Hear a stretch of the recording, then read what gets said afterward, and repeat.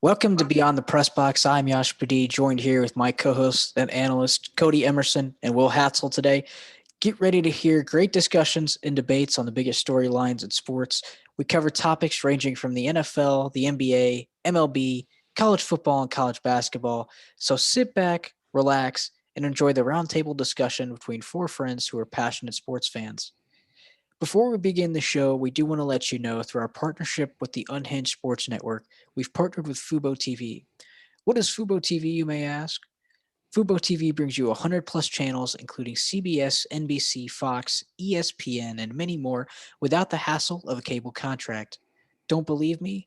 Click the link in our social media bios and start your 7-day free trial today. Fellas, last week, or this Friday, was the last day of the play-in tournament. The Grizzlies and the Warriors, that final game for the 8th spot there that the Grizzlies locked up there. And so I wanted to just kind of get your thoughts on the way the play-in tournament unfolded and just a recap of the tournament overall. Well, as I was telling you guys before we started, the Pacers, who were part of said play-in tournament, and who I have been clamoring for to just get the freaking season over with already, they granted me and most Pacer fans their wish. But it came with a little like optimism, I guess, after the Pacers blew out the Hornets 144 to 117. Keep in mind, no Karis LeVert. Health and safety protocols. We're going to get into that in later. So, I'll save some of my thoughts about that. But yeah, they beat the Hornets 144 117 and gave Pacer fans, and I guess, optimism. Like, oh, if we beat the Wizards, we'll be the 8th seed and the Pacers can make the playoffs. I mean, I was sitting over here like I really don't want to get, like I keep saying on this show and when I'm talking with my friends, the annual Indiana Pacers postseason tradition of getting swept and breaking out the brooms, because that's what would have happened probably if we would have played Philly and beat Washington. So they didn't beat Washington on Thursday, and go figure, the Pacers defense gave up 142 points. The Wizards, I don't have the actual numbers in front of me, but it seemed like every time these two teams played, the Wizards, by the way, took the season series this was the 4th time they've met. Wizards took all 4 games.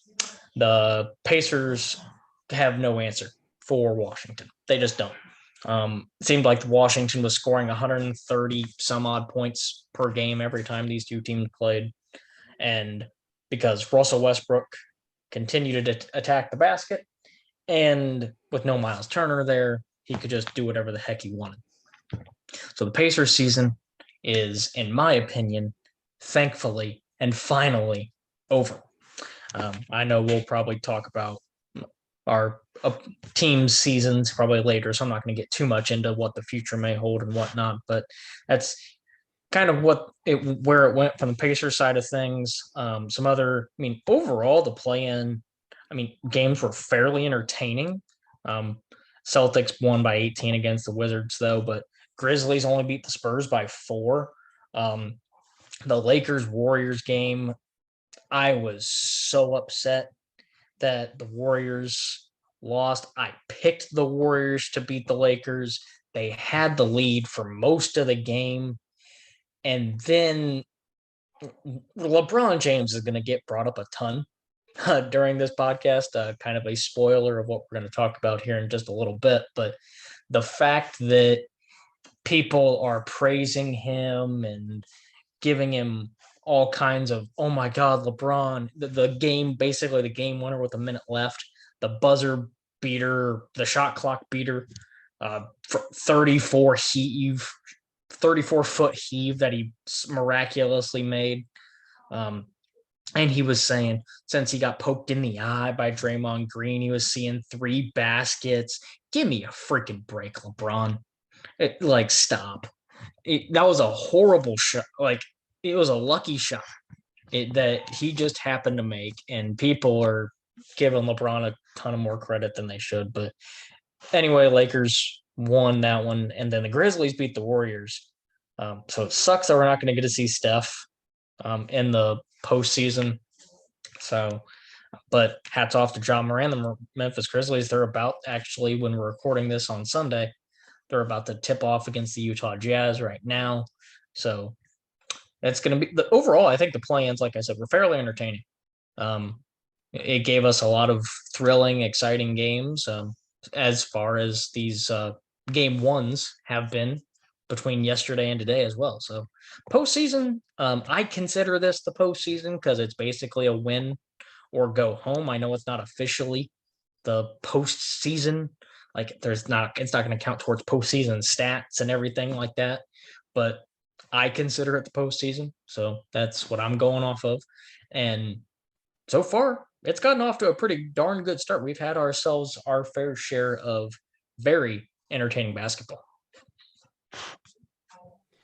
Yeah, it was, it's funny after all of this debate and talk and argument, all this heated discussion that LeBron had and a lot of other people have had about this playing tournament.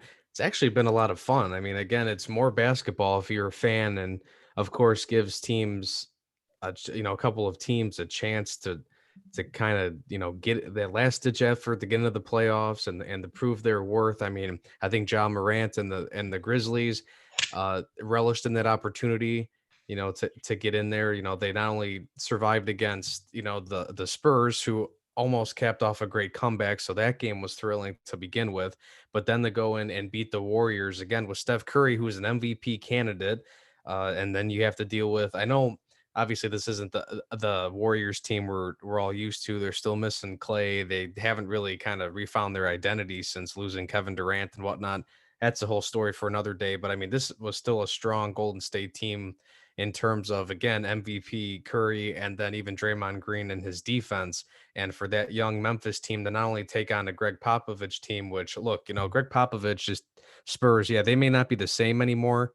The dominant teams we remember, but Greg Popovich alone with his coaching ability is going to make any team he coaches competitive, to say the least. So I think Memphis relished in an opportunity here, and John Morant, again, as he continues to go on his quest of proving that he's one of the best point guards in the league now. Of course, you have the Lakers and LeBron, or Le Flop, as I'm going to call him tonight, uh, got to capitalize on beating the Warriors in the first game of their first match in the playing tournament, which got them the automatic 7 seed against Phoenix. That was even a good game. Yeah, I got poked in the eye and look, I made this shot. Okay, yeah, you're not the first NBA player to make a shot supposedly blind.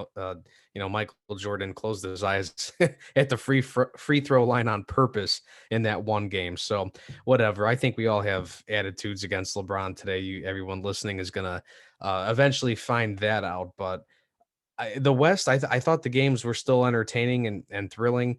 And then when you look at the East, I mean, I know, Cody, you didn't really want the Pacers to keep going. You just wanted the season to end. But I mean, the Pacers kind of at least went out with some pride. I know they ended up losing the next game against Washington, but to dominate the crap out of the Hornets, which, a lot of people thought the Hornets could pull off that upset. They were a little bit healthier. They're a young, explosive team that's got a bright future, but there's still some veteran status there with what the Pacers have. And I know the Pacers pride themselves in, no matter what situation it is, whether it's a playing game, the last game of the season, a game in garbage time or whatever, the Pacers always come to play, and you can't ever uh, underestimate them. And that's why I always, even as a Bulls fan, I always have a lot of respect for that organization and the way that team plays. Washington has been a fun surprise too. I guess maybe it makes sense because the way the season ended, Bradley Beal and Russell Westbrook were on fire to end the last couple of weeks of the season. So I guess it kind of makes sense. And they're one of those teams that's relishing in the opportunity here to end the season on a high note and be on a hot streak and get in. Kind of ran into a brick wall in the first game against Philadelphia. But I mean, look, they got it. They fought to get into the playing tournament. They made it to the playoffs when they had like the smallest chance, one of the smallest chances of odds ever. They got something, you're finally seeing what I think every Wizards fan was hoping for when they acquired Russell Westbrook, to have that, that great duo in the backcourt with Westbrook and Beal. So it kind of makes you wonder, will those two stick around and not get traded after this season because maybe they got something that they could build off of? And Boston doesn't surprise me, how good they played. You had Washington, or you had Boston and Jason Tatum. I remember saying this last week. Look, I know it's easy to kind of sit out the Celtics, but Jason, he's hot when he gets that ice in his veins and he becomes clutch and goes into God mode. There's no stopping him, and he dropped 50 against Washington, hence leading the way for Boston to get the 7th seed. They're already in. They've already discovered a rude awakening against Brooklyn, but can you really blame them when they're facing 3 superstars and they're also again missing Jaylen Brown, who got hurt just a few weeks ago, right before the season ended, which was a huge blow to any chances they'd have in making any kind of noise. But again, Jason Tatum is that kind of guy, though. He could take over a game and lead a team like Boston that doesn't have multiple superstars, multiple flashy players. Even Kemba Walker stepped up. So all in all, guys, I thought the playing tournament was fantastic. It was a lot of fun to watch. Of course, I don't think I'd want to keep it forever. I think it was fine and appropriate for, again, trying to transition through a season or navigate through a season with the pandemic still going on. It's getting better, which is great. Probably don't need it next year. Also great to be seeing some fans in the arenas too. So these playoffs are going to be uh, 10 times better than what we had in the bubble. Just the fact that you can have fans, you have home court advantage again. I thought it would start off well with the playing tournament. I know we're going to talk about some of these first round matchups and the games that happened already coming up soon. So I'll hold off on that. But even those first couple of games have been a lot of fun too. I think we're going to be in for a great treat this summer as the season, as the playoffs, continue. I agree. I agree. There's a lot of fun, interesting games in that play-in. The Charlotte and the Indiana game, man, that was a scoring affair there. 144 points that the Pacers dropped in that W there, and again, Boston, Washington. Jason, you just mentioned it. Jason Tatum going off for 50 points. Russell Westbrook didn't have kind of had an what people call an off night there, and but I caught the third and fourth quarter, the end of the Grizzlies Warriors game on Friday. Really phenomenal performance by John Morant, went into overtime, went right down to the wire there, and Morant had 35 points. I think he had a career high in threes made. He was 5 of 5 from the field, from the 3-point arc. So a guy that's not really known, shooting like 38% from three. He played played lights out from there against the Warriors, and against one of the better known 3-point shooters in Steph Curry. So fun fun playing tournament. It's been another intriguing set of first round matchups. I know as we're recording this, the Knicks and Hawks game went in was a thrilling end as well there. Thrilling way to end that game, that the Hawks came out with that game one victory, 107-105 there. But I do want to now kind of talk about, I know we put on social media, speaking of that first round, we put on social media our first round picks in the series and how many games we think that each team will take to win that first round series. So I just wanted to take the time to kind of dive deeper into some of those picks, kind of get a bit deeper explanation onto why we decided to go the routes that we did. Well, I'll start with the East. So, Philly already is up one game against Washington. I originally thought that the 76ers would beat either the Pacers or Washington in 5. Washington, I wonder if they can maybe take it to 6 if Westbrook and Beal could stay hot and keep doing what they're doing. But again, they're also facing an MVP candidate in Joel Embiid, Ben Simmons, who always seems to come up with a good but yet still looking weird stat line. Has at least kind of played well. He's kind of found a role in this team. And one thing I know, a good friend of you guys who we know from Ball State, Trey Moses, actually made a good point on Twitter earlier today that in the NBA, there's a lot of guys that know their roles on a team, and it's not always scoring 20 plus points. It's filling in whatever they're good at, whether it's rebounds, playing defense, being a playmaker, dishing it out to your top, scorers and whatnot. And that's what I think Philadelphia does pretty well. They may not have a lot of prolific scorers like what Washington has, but you know, the Wizards are also known for having Bradley Beal go off for 40 or 50 points and yet still lose games because they can't play defense. Russell Westbrook, look, he's one of my favorite players in the league. However, if nobody else is playing well or shooting well and he has to start heaving up shots, that gets very dangerous because he's not always the greatest at being efficient and hitting clutch shots. So I think the best thing that Washington could hope for is that they could play really good defense and hope that maybe they get 20 or 30 points a night from their backcourt of Beal and Westbrook, and then who else is going to step up? It's in the playoffs. You always need those role players. It's important to have a bench. Depth is so key. But I'm still going to go with Philly. I think they're going to take it in 5 games. That's what I picked. Which, by the way, follow us on Twitter to see all of our great picks. And shout out to our buddy Zach, who's not on here today with us, but he made all those great graphics. The next series, which literally we just watched, or Cody, you gave me a play-by-play of it as we were prepping here to start recording today. Just saw the ending of the Knicks Hawks game 1. Trae Young. I mean, I think the Knicks beat the Hawks in 7 games. It's going to be a very close series. But what could really give the Hawks the edge is Trae Young doing what he did tonight, hitting those big shots, those clutch shots in huge situations. They got some good shooters on that Atlanta team. And maybe Nate McMillan's a little bit motivated here to quiet the haters down that, talk about, criticize his coaching in the playoffs. Cody, all too well about that, him being That'd be the most Nate McMillan thing to do. Finally, when he's on another team, he decides to start coaching well in the playoffs. Yeah, go figure, right?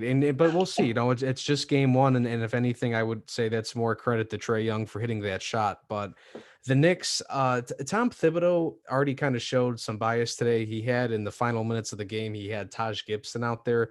Look, I love me some Taj Gibson. Okay, one of my favorite players back in the day when he was coaching the Bulls and he was playing with the Bulls.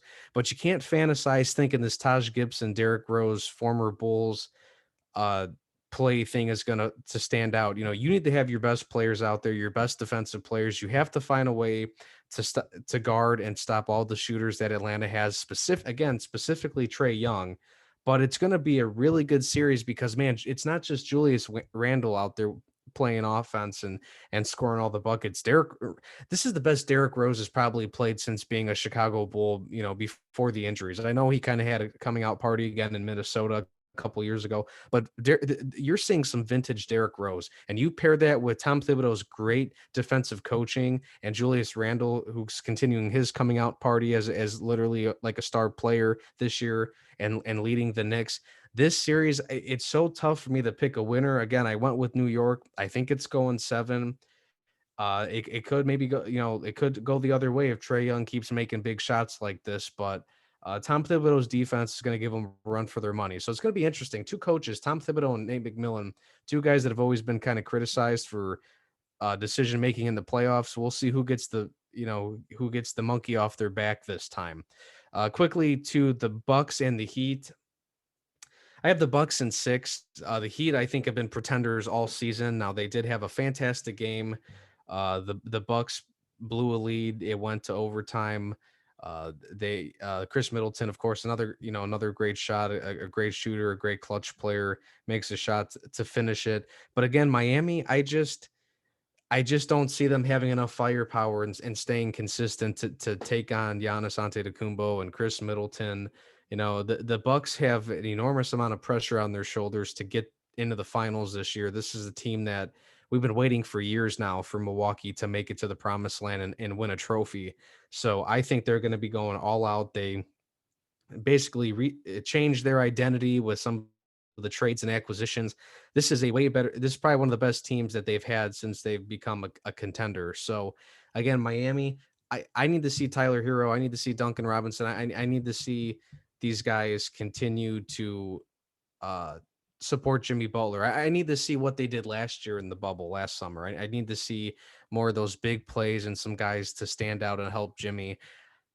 We haven't seen a whole lot of that this year. Jimmy Butler, again, he's great, great two-way player. He can only do so much. He's going to get tired eventually if he's got to keep running up and down the court, stopping Middleton and Antetokounmpo, or he's going to get tired having to heave up 30 or 40 points. So I'm looking at Miami's supporting cast to try to get in there. I don't think it's going to happen. That's why I take Bucks in 6.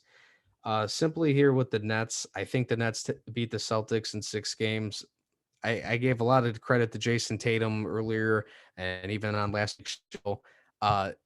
Jason Tatum needs to score 100 points if he's going to be the triple threat that Brooklyn has. I mean, we already saw how good Durant and Harden and Kyrie played.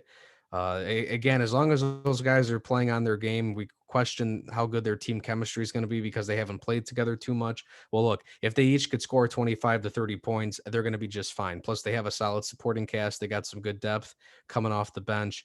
So they just have way too much firepower that Boston's not going to be able to handle this because they're going to sorely miss Jaylen Brown, and they've just been so in and out of it this year. They're lucky to make the playoffs. They kind of scraped by. They had the benefit of the doubt with the play-in tournament. Looking at the West, I'll talk about the game that hasn't happened yet, as in us before recording here. I got the Jazz beating Memphis in 6. Like I said, Memphis this was their coming out party. Ja Morant's shown he's the real deal and really is one of the best point guards in the league today.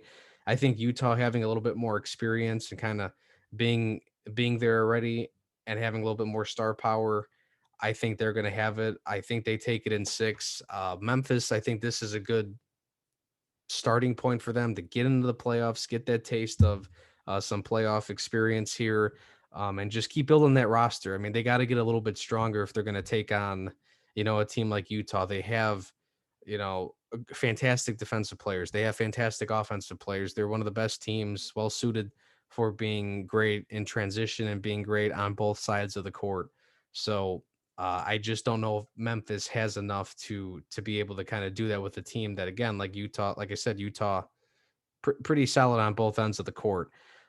Dallas, I really hope Luka and the Mavs pull it off. I do have the Clippers beating them still in 6 because Luka's been kind of all over the place with emotions this year. He's gotten some ejections. He's gotten some technicals. He needs to really try to keep himself contained. I understand the playoffs have a lot of emotions, but look, if Luka gets ejected, if Luka is in foul trouble, if Luka's not on the court, this team has no chance. And they already have a tough chance right now because I just quite simply think that Luka still needs reinforcements. He still needs some legit help. I need to see Porzingis step up. I need to see some of their other play, can their bench mob play and step up? I question their depth. I question their role players if they're good enough to take on a team with 2 superstars. I don't think so. This could be a close series. I think 6 is fair enough to say that they lose in 6 to the Clippers. And really, again, even with the Clippers, with the Lakers struggling and having issues, maybe it's the other LA's team here it's their year to get this going. So, Paul George, you got to get through, look past those playoff woes. I think Kawhi Leonard, he's going to be the guy that could take him all the way in terms of his defense, in terms of his great offensive play, his clutch ability, what he did a couple of years ago with Toronto. But, I need Paul George to play some defense and step up and not have people drain game-winning threes over him. And he needs to come out and shoot efficiently and be, try to be a top dog. This is a Dallas team you can't overlook. But again, I think Luka's just outnumbered. He doesn't have enough of reinforcements and a supporting cast.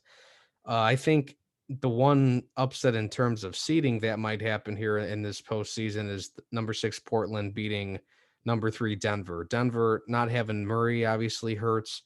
I think Portland just has too much star power. You even throw in a little bit of vintage Carmelo, and I know Cody, you may touch on this, but you got old Denver fans giving crap to Carmelo for finally winning a playoff game in Denver. Yep.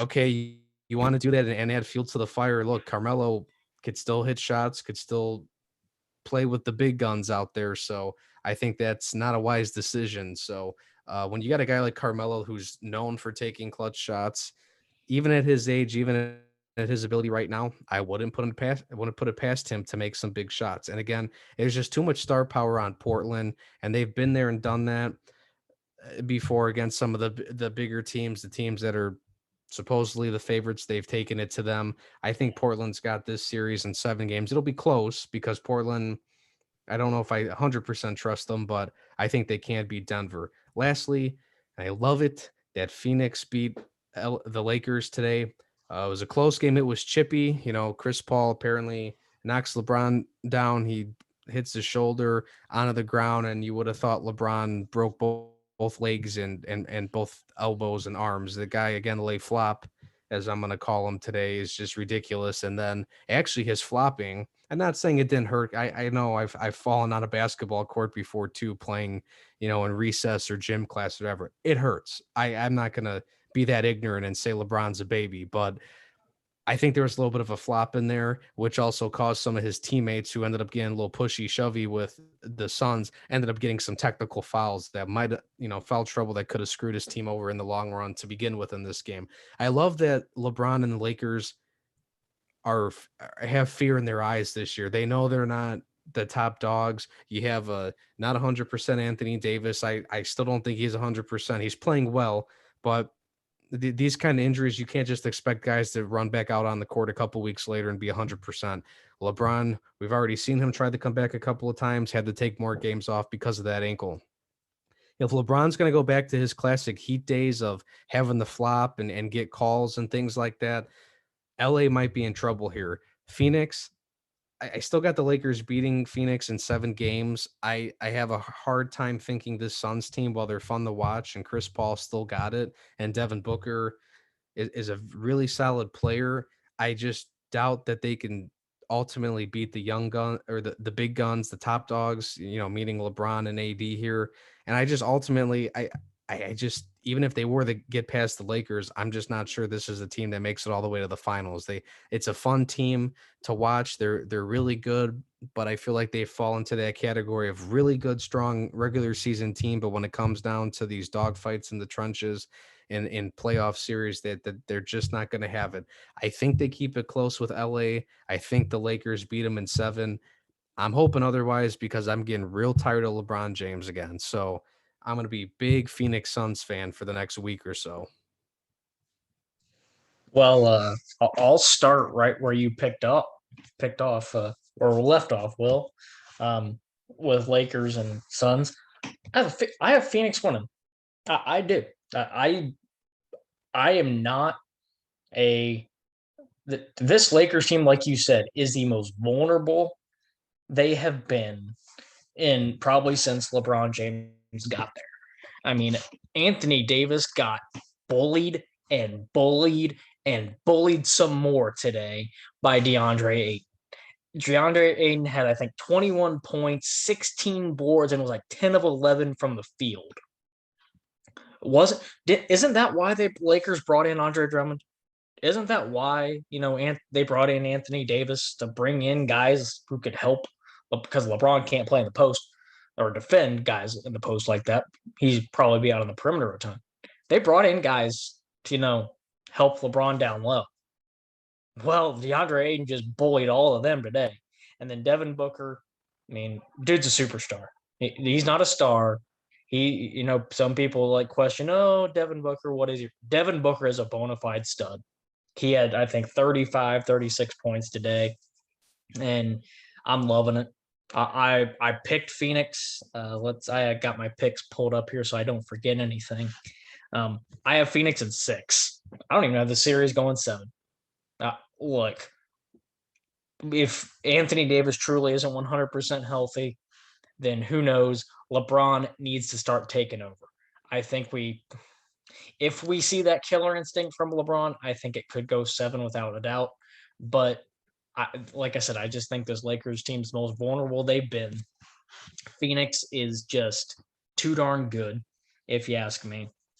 And I have Phoenix taking that in 6 games. We'll talk about the game that's actually going on as we're recording this, Utah and Memphis.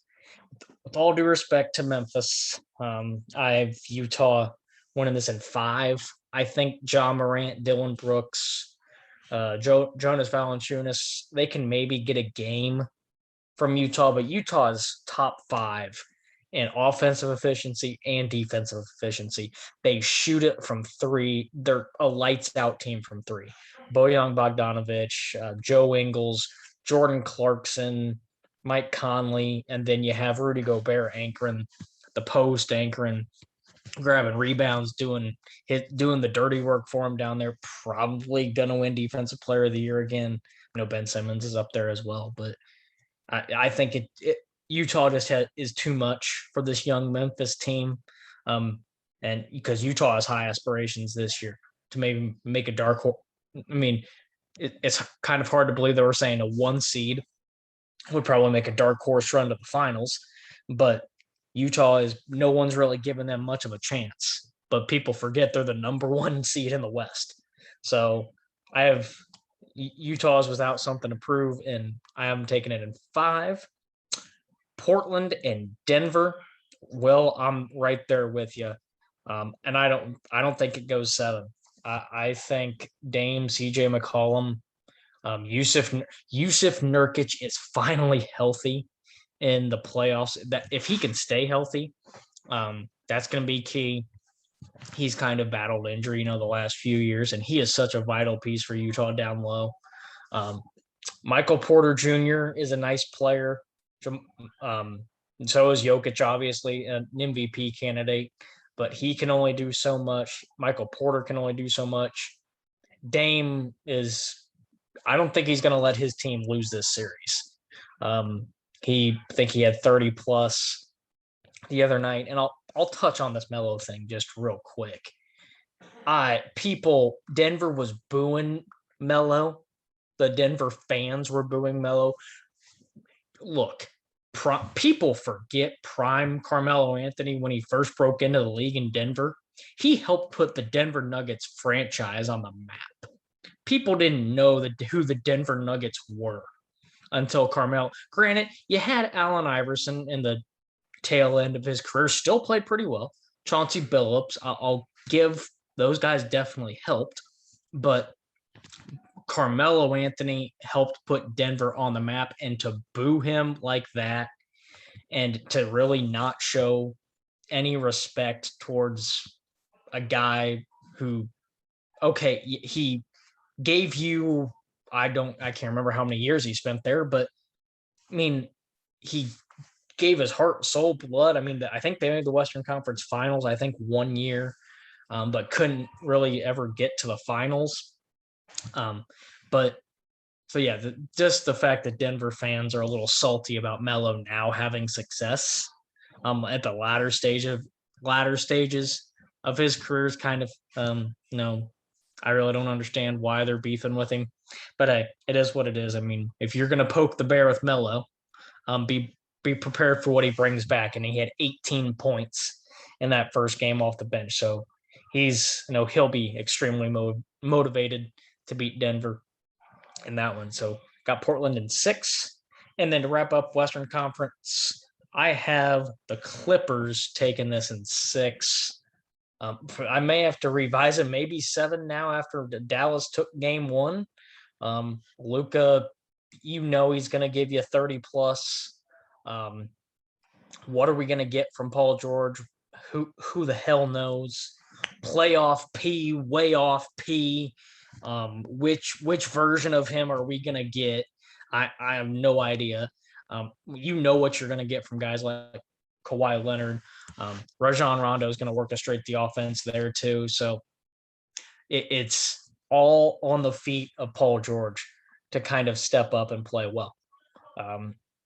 I think he can, and I think he will. Luka, I think, could run out of gas, and it's worth noting, I believe, if he gets one more technical foul, he'll get suspended because I think those carry over from the regular season to the postseason. I could be wrong on that, but I think we had – actually, no, I think they don't carry over. Because I know we had a situation a while back when the finals was Draymond Green. But anyway, Will, you brought up the point. Luka can get a little jawy in terms of arguing, and that could lead to some technical fouls, and free points is free points for the LA. They won't complain if Luka gets a tech and sends them to the line. So I think Luka just runs out of gas. Kristaps Porzingis just hasn't been the same ever since he got hurt. He was playing really well until he got hurt, but that's injuries. That dude cannot stay healthy for whatever reason. I get 7'2", 3 guys who are that, big to have a hard time staying healthy most times. So I got to Clippers, wrong LA team, in 6 games there to wrap up my Western Conference. Shift to the East. I have Philly in 4. I with all due respect to Washington, they put up a valiant effort today.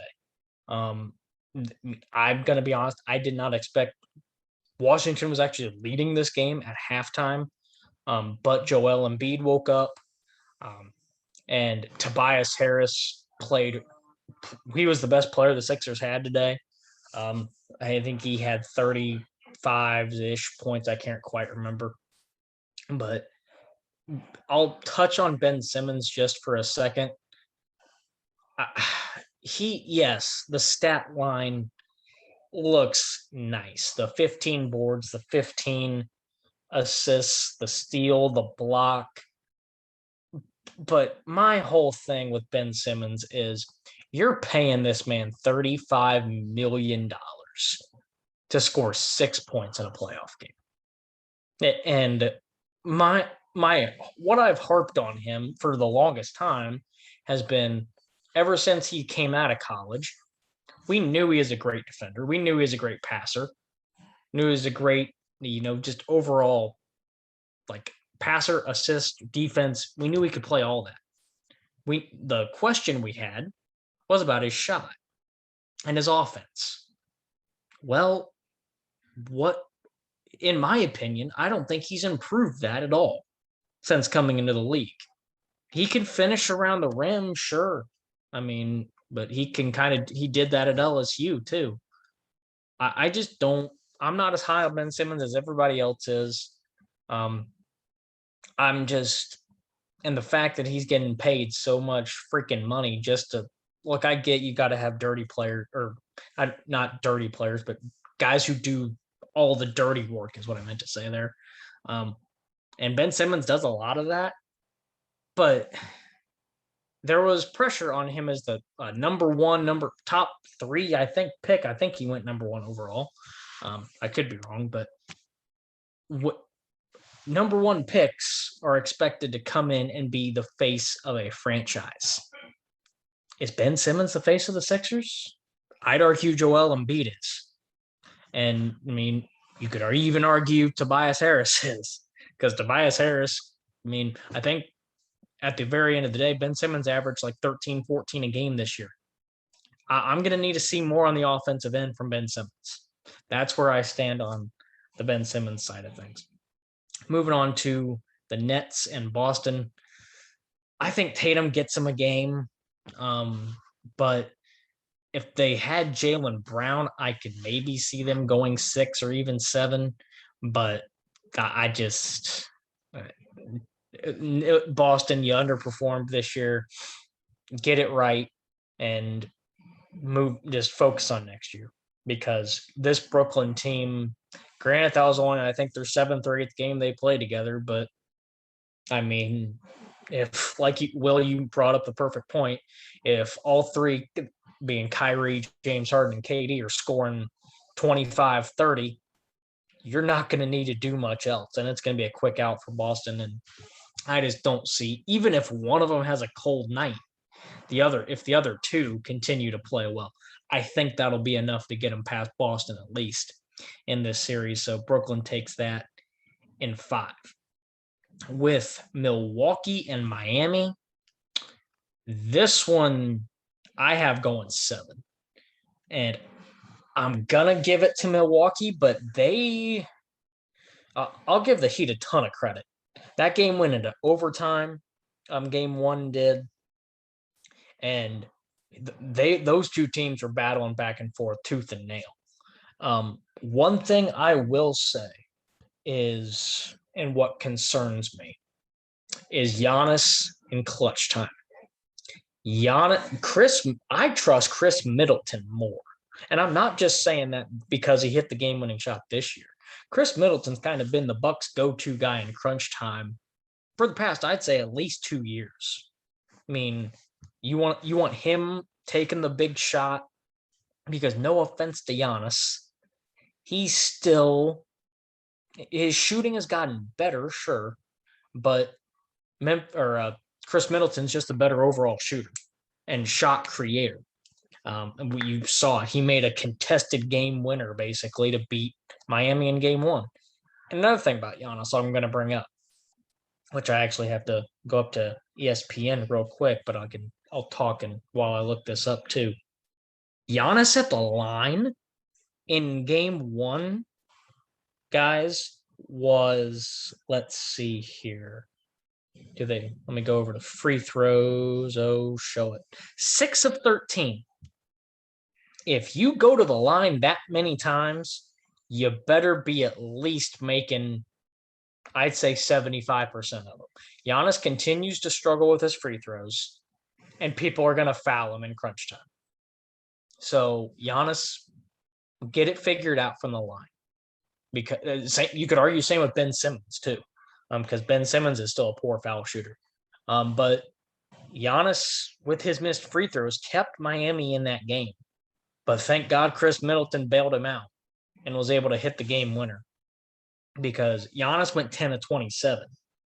Middleton 10 of 22, and that's not you'd like to maybe be a bit better, but still, Middleton hit the big shot when it counted. So I'm not going to rule out Miami winning this series. I think they can based off what we saw last year. But I'm still going to give it to Milwaukee because all the pressure is on Milwaukee. Like you said, Will, also, Milwaukee needs to start performing and get to a finals, because this is why they got Drew Holiday. People thought Drew Holiday I think Drew Holiday is the missing piece. And what Drew Holiday brings is something that they've been lacking, like a playmaking, defending, he'd do it all type point guard. Malcolm Brogdon was a bit too young when he did it. And then Eric Bledsoe was just too sporadic.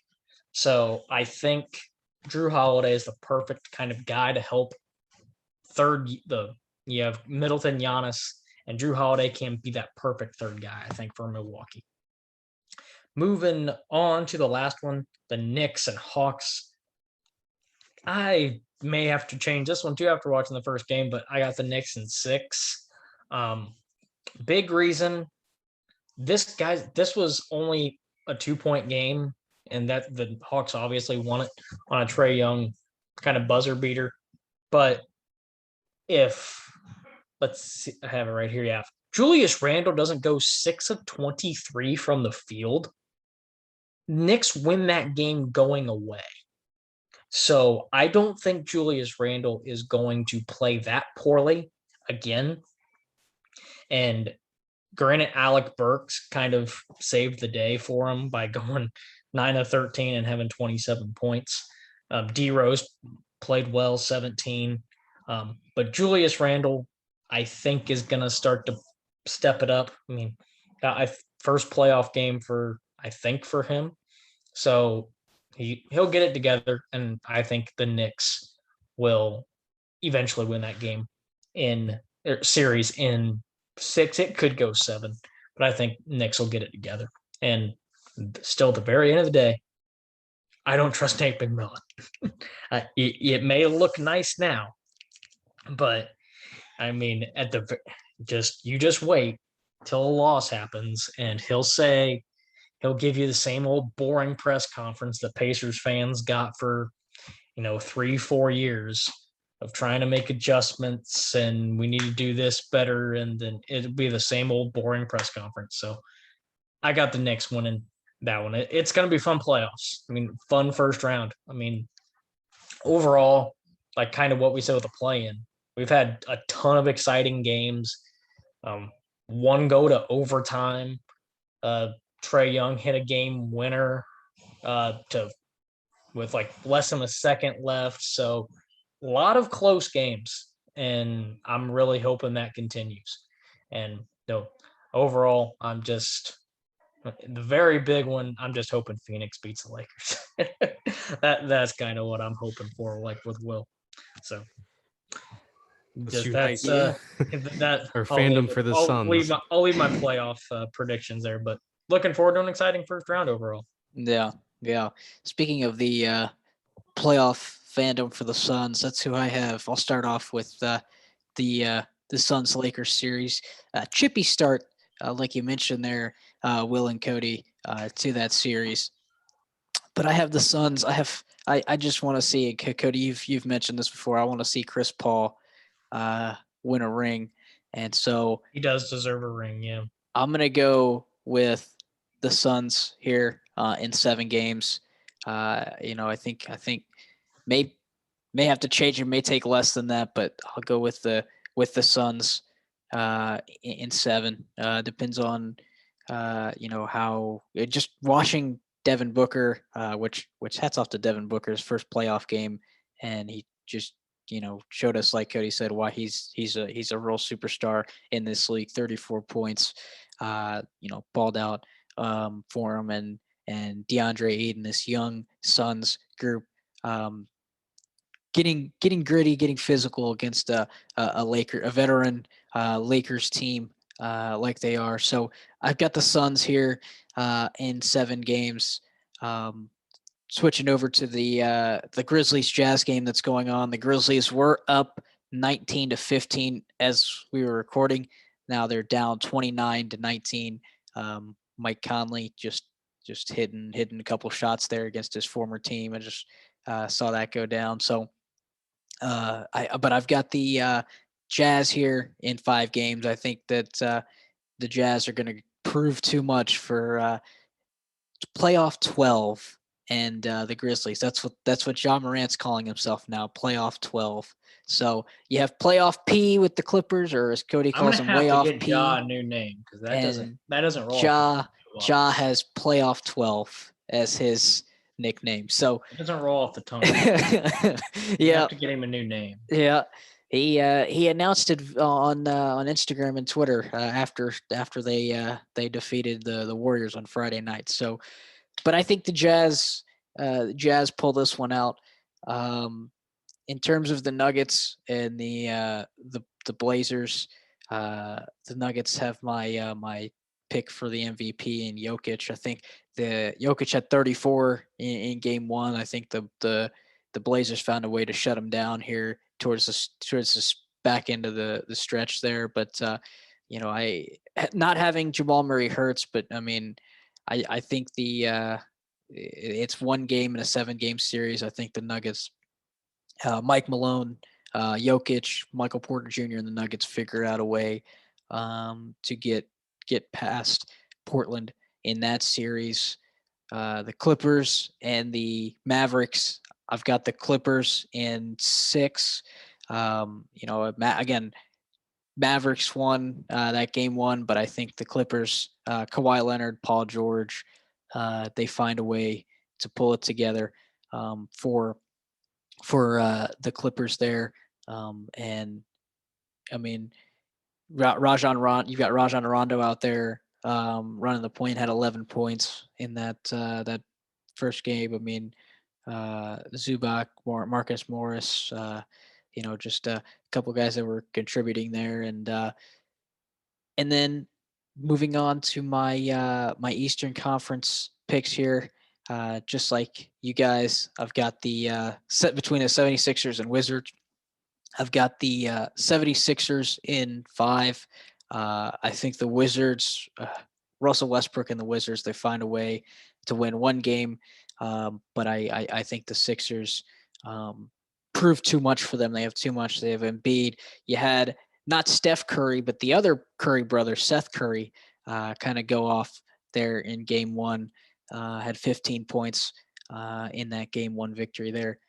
So I think the Sixers proved too much there to Washington, and we'll have to see what happens. Like Will said earlier, we'll have to see what happens with Russell Westbrook and Bradley Beal if they're able to stay together in Washington, because that is a deadly duo there.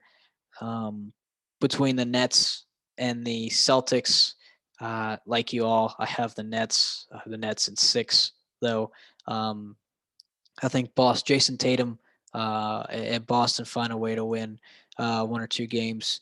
But like we saw in game 1, that trio of Kyrie, James Harden, and Kevin Durant all had 20-plus points. KD had 32, I believe, in that game. So I think they prove too much for the Boston Celtics there. And I mean, not even talking about that, you have Blake Griffin on the bench. So it's you've got the Nets really have some. Nets really have overpowering talent over Boston, who, again, like we've mentioned, have lost Jaylen Brown like late in the regular season there. The one matchup where I think I would kind of differentiate myself here would be the Bucks and the Heat.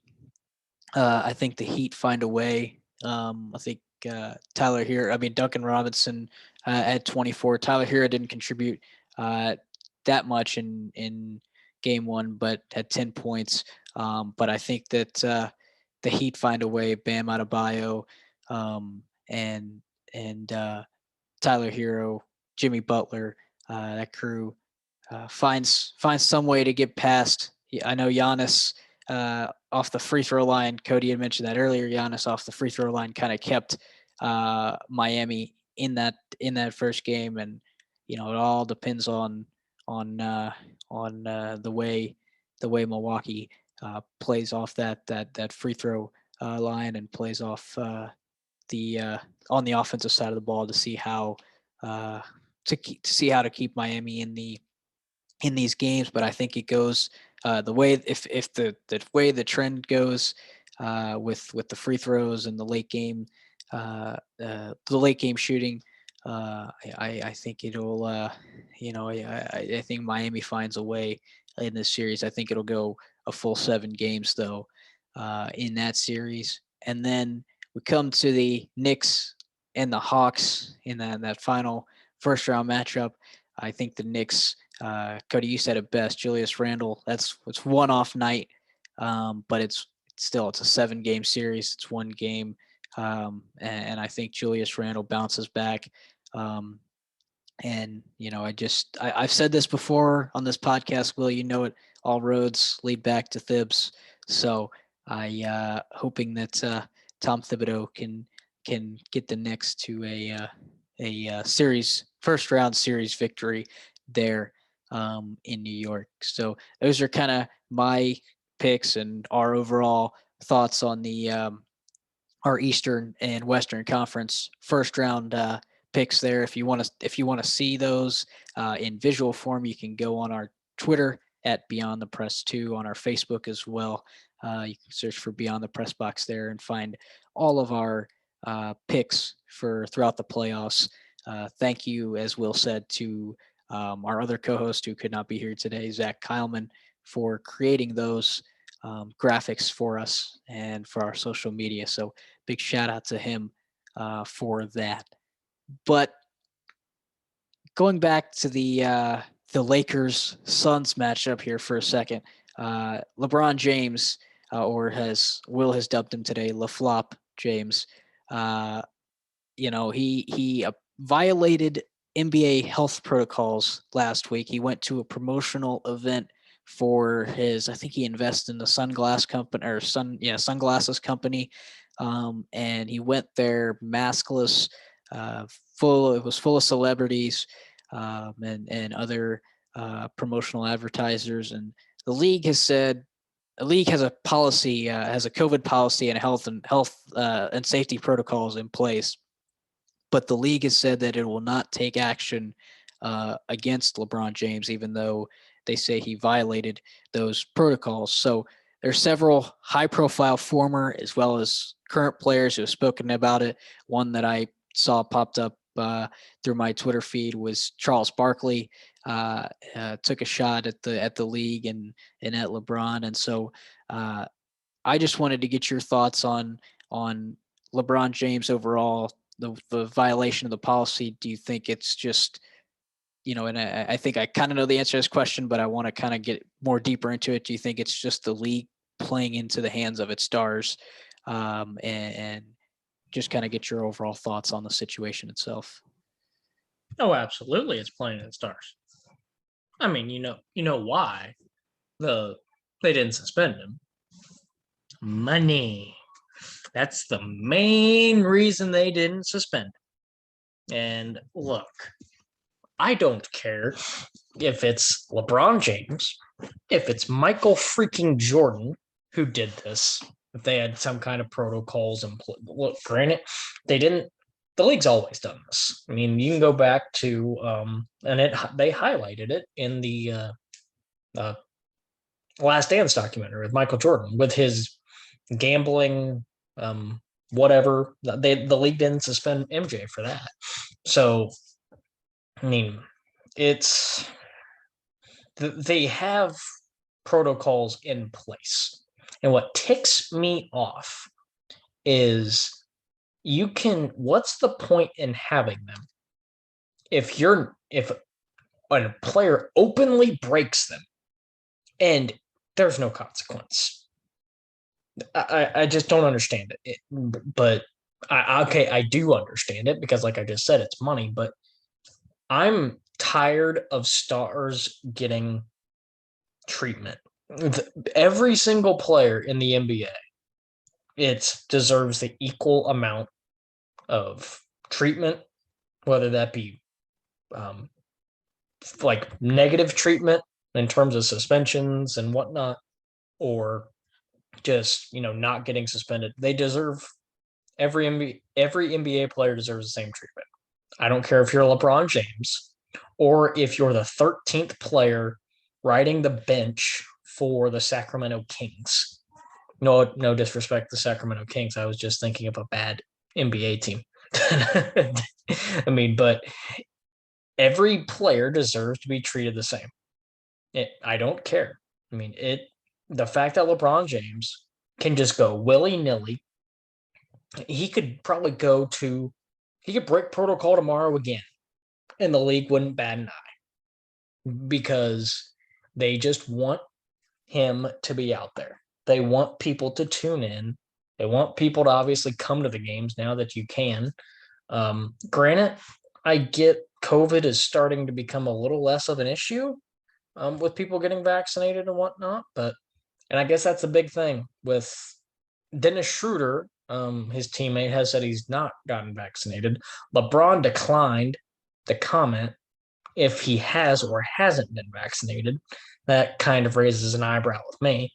I mean, why wouldn't if my guess is he hasn't, if he's kind of not saying, but because why would you? The Lakers haven't reached Frank Vogel came out and said they haven't reached I think the NBA changed their protocols now to where you can go maskless if you're fully vaccinated, and you have to have 85% of your team vaccinated, which the Lakers do not. So which that's a whole other story for another day. And it's like, I don't understand why you wouldn't get it, but I've got both mine. I'm perfectly fine. But I just, bottom line is LeBron James needs to be held to the same standard that everybody else is held to. If this was, like I said, and I'll bring up Karis LeVert real quick, because Karis LeVert got not suspended. He didn't really break. I guess he kind of did. But from what I have a friend, colleague, I guess is the best way to call him, who works for the Pacers, who also helps out with the paper that I work for here in Crawfordsville, and texted him asking for a little bit more detail. Didn't know if he would know, and said that LeVert had contact with an unauthorized contact with someone, and that person ended up getting COVID, I think. So that's kind of why LeVert had to be put in that. So it's a little different situation than what LeBron did, but still, at the bottom line, you have protocol, and the fact that he broke it, and the league is just saying, yeah, go ahead. You can go do whatever you want, LeBron. It's getting old because LeBron James is becoming more of a nuisance year in and year out. He, like Will said, the flopping is getting ridiculous.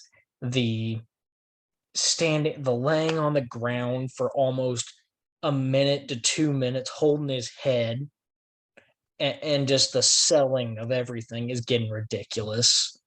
He's such a good player, and I would like to like LeBron. I really would.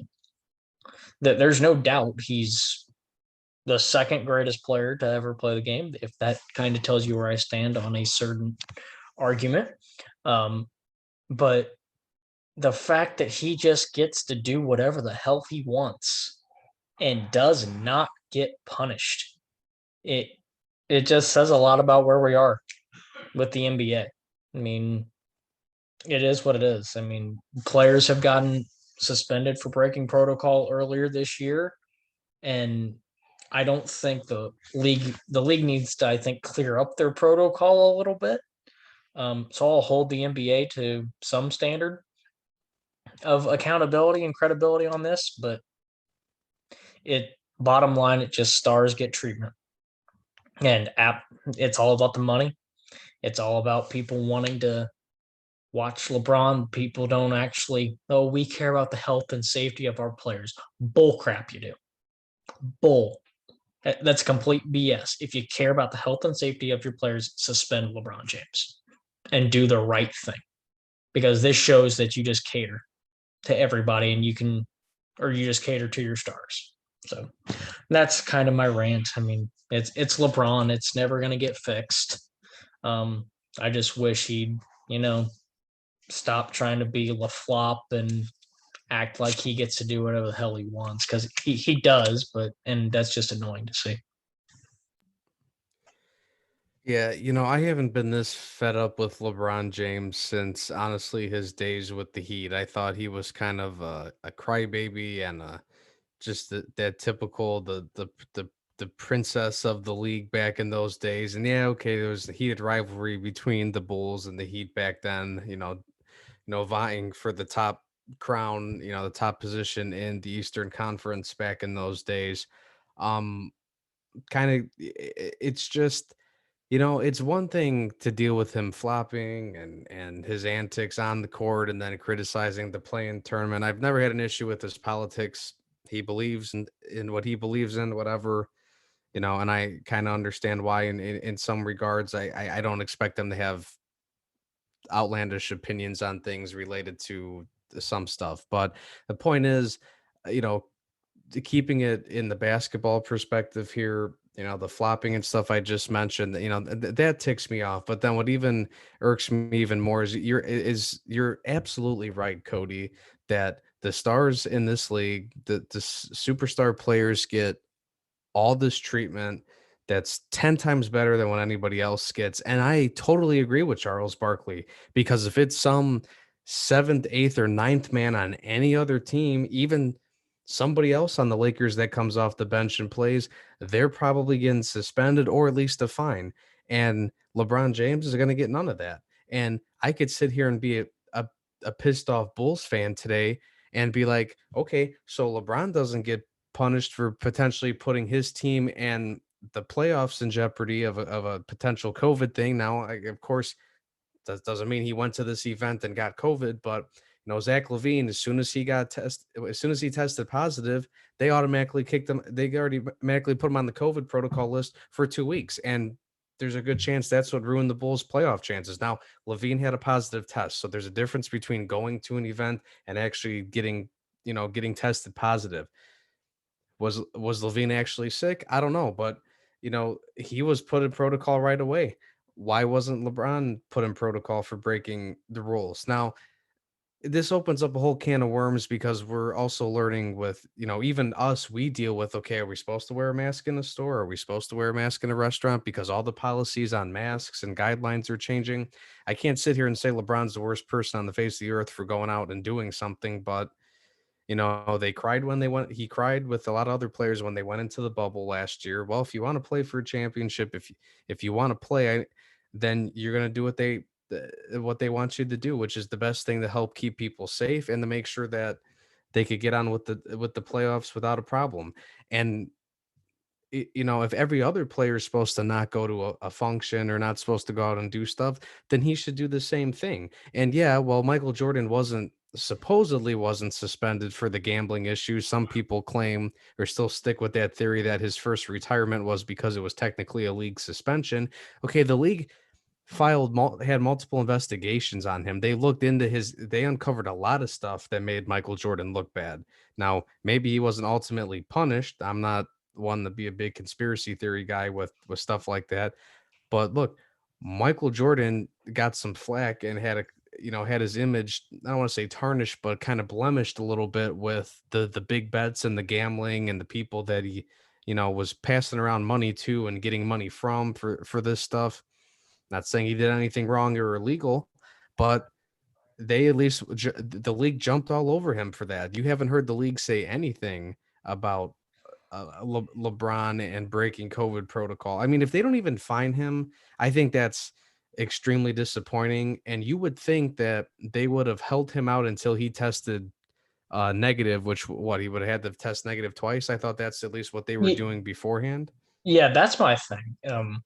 Is Nothing happened. At least put him in protocol. At least put him in the health and safety protocol list, and tell him, "Hey, LeBron, just go get tested real quick." They have these rapid tests that you can find out in 15, and the NBA has minutes. to have that. They have the money, they have the resources to have that stuff.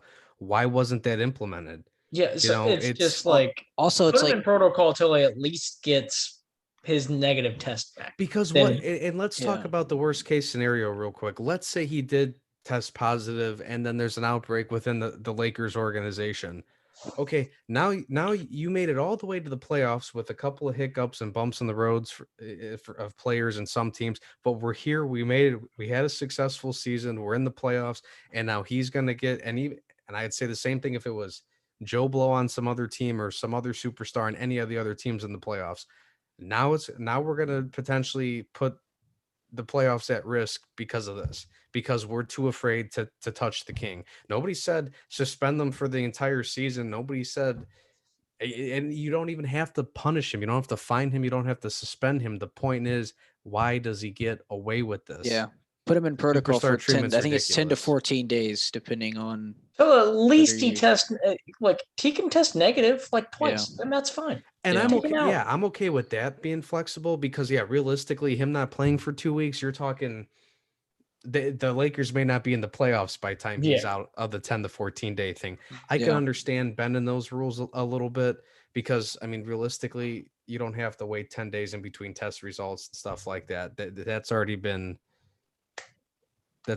determined. So it's just very frustrating that he gets away with stuff. And then on top of that, he's doing his crybaby crap on the court again with flopping and my arm hurts or this guy flicked me in the ribs. I've never seen a guy that just doesn't act like a man, doesn't act like a strong athlete, that he doesn't get up and just act tough. I'm not inspired to watch LeBron James play. I'm inspired to watch anybody basketball, else. It's like you're gonna get hit. You're gonna hit, meaning you're gonna get. It's a contact sport, for God's sakes. They just stretchered off a guy in an NHL game, John Tavares from the Toronto Maple Leafs, and yet now he was kind of stunned and almost paralyzed for a little bit. He is okay, but he has a concussion and some other injury. But even as they're wheeling him off the he puts his, thumbs up like, hey, I'm okay. Like, he's more of a trooper than LeBron when he gets poked in the eye or gets an elbow or falls on the ground. He's been doing that crap for years. And one thing I do want to bring up real quick, it's just something that's been making its rounds on social media. It's on one of the meme pages that I follow and with sports memes and whatnot. And so the Kevin Pillar, when he got, I can't remember, the Mets player. If you're a baseball fan, you'll know what I'm talking about. When he absolutely got drilled in the face they actually have the times here. He spent 36 seconds on the ground after getting drilled by a 94-mile-an-hour fastball to the face. Joe Burrow spent 78 seconds on the ground after tearing his ACL, MCL, and suffering other knee damage. LeBron, after getting poked in the eye, spent 80 seconds on the ground. Like, give me a freaking break. Yeah.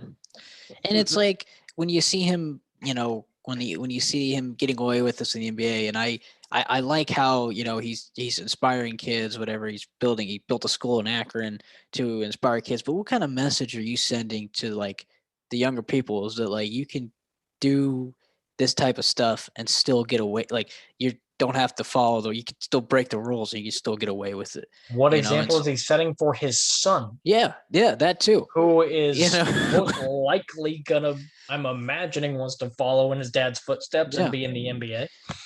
So I'll take it from that perspective. Is like, the basketball stuff is true with all the flopping. I don't agree with that too, but like, it's just like, what kind of example are you setting? I mean, you're doing all these great things. You're, inspiring kids or whatever he's doing. And, it's just, I feel like he's just setting the wrong example there through his basketball, and through the league that, hey, you can do whatever you want, and, you're not going to face the consequences for it. But like Cody said, it's LeBron. It's doesn't look like it's going to change anytime soon, but we'll have to see. That's why I know, Will, you Cody as well, Suns fans the next week. Hopefully, hopefully the Phoenix Suns send can LeBron take home care the of first time in the first round for the first time in his career. Yeah.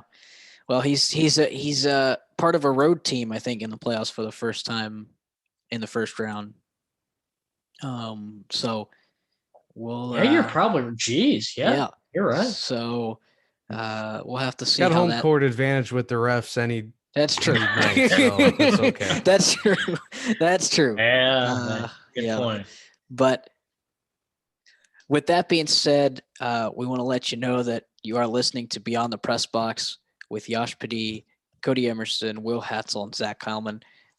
Be sure to follow and interact with us on Facebook, Twitter, and Instagram. To listen to more great episodes, subscribe to the podcast on Anchor, Spotify, Google Podcast, and Apple Podcast. Also, be sure to subscribe to our YouTube page to get video episodes of our podcast as well. You can also listen to us on the Unhinged Sports Network. Just head over to unhingedsn.com to listen to us and check out other great podcasts featured on the network as well. Before we take you back to the show, we do want to let you know that through our partnership with the Unhinged Sports Network, we've partnered with Fubotv. What is Fubotv, you may ask? Fubotv brings you 100-plus channels, including ESPN, CBS, Fox, NBC, and many more without the hassle of a cable contract. Don't believe me? Click the link in our social media bios and start your 7-day free trial today. We talked about LeBron. We got a little bit off our chest there in that NBA segment. So now I want to turn. I know there's going to be some heated discussion here in the MLB segment as well. I think Will, Cody, you know what I'm talking about with Tony La Russa. We'll get to that here in a bit. Another podcast where Will's mad about something. I'm mad about two things today. But before we get to the La Russa saga with the Chicago White Sox, Cody, I do want to touch on your Atlanta Braves here. They're in second place in the NL East behind the New York Mets, I believe.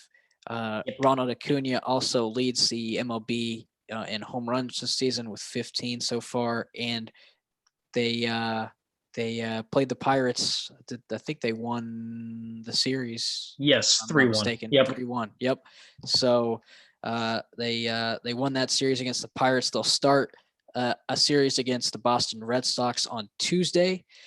So I just wanted to get your takeaways from the Pirates series and what you make of heading into the Red Sox series on Tuesday.